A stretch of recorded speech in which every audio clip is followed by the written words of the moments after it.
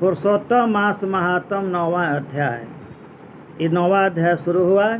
इसमें द्रौपदी की पूर्व जन्म की कहानी की चर्चा होगी। सूत जी कहने लगे कि इसके बाद नारद जी विस्मय युक्त होकर करके मेधावी ऋषि की कन्या का कहानी सुनने के लिए इच्छा की है। नारद जी सवाल किए कि हे प्रभु, फिर उस ऋषि कन्या ने वन में क्या किया और क्या किसी ऋषि ने उसके साथ विवाह किया? नारायण कहने लगे, इस कन्या ने दुख के साथ अपने पिता का स्मरण करते हुए वहाँ आश्रम में रहकर कुछ काल व्यतीत किए। भाग्यवश एक दिन वन में अपनी इच्छा से विचरण करते हुए महाकोपी दुर्वासा मुनि वहाँ पर आ गए। आश्रम में मुनि को आता हुआ देख करके शोक सागर डूबी हुई उस कुमारी कन्या धीरज धारण कर करके मुनि के चरणों में नमस्कार किया, प्रणाम किया।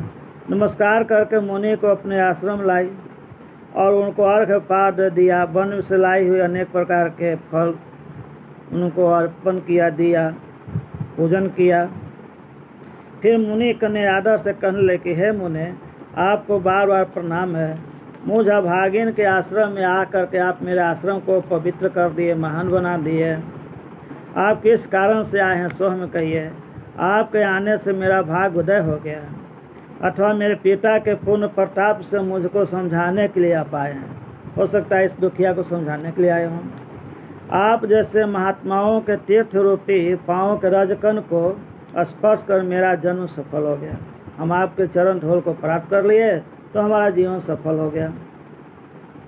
आप जैसे महात्माओं को सुझाव मुझको दर्शन हुआ। इस प्रकार कहकर यह बाला उनके आगे चुपचाप बैठ गई। तब दुर्वासा मुनि कुछ हंसकर बोले, धन्य धन्य हे ब्राह्मणी पुत्री, तुम अपने पिता के कुल का उद्धार कर दिया। कहा गया है कि जब कन्या अच्छी रहती है तो तीनों कुल को उद्धार कर देती है। कन्या बोली, पूर्व जन्म की द्रौपदी बोले कि हे मुनि, आपके वचनों को सुनकर मेरा दुख दूर हो गया है। हे मुनि, आप कृपा करके ऐसा उपाय बतलाइए जिससे मेरा दुख दूर हो जाए। मैं दुख शोक के अग्नि में जल रहा हूँ, इस अग्नि को शीघ्र बुझा दीजिए। मेरे हर्ष उपजाने वाला और कोई नहीं दिखाई दे रहा, हमको खुशी प्रदान करने वाला और कोई नहीं आपके सिवा। मुझको धैर्य देने वाली न तो मेरी माता है, न पिता, न भाई, न कुटुंब परिवार। मुझको समझाने वाला, धैर्य धारण कराने वाला अब कोई नहीं रहा। मैं पीड़ित हूँ, किस प्रकार मैं जीवन निर्वाह करूँ, कैसे जीऊँ? जिस दिशा में देखती हूँ चारों ओर अंधेरा ही दिखाई देता है। अतः हे तपोनिधे, मेरे दुख को दूर करने का उपाय आप जल्दी कीजिए। ऐसा कह करके वह बाला उनके आगे बैठ गई। द्रौपदी पूर्व जन्म में दुर्वासा मुनि के पास बैठ गई। दुर्वासा मुनि उसके उपाय के वास्ते सोचने लगे। सोचे कि कौन सा इसको उपाय बतलाएं कि इसका दुख दूर हो जाए। अब श्री नारायण कहने लगे, हे नारद, इस प्रकार मुनि कन्या के वचन को सुनकर मुनि दुर्वासा विचार करने लगे और अत्यंत कृपा कर करके उस बाला को देख कर कुछ लाभदायक बात बोले।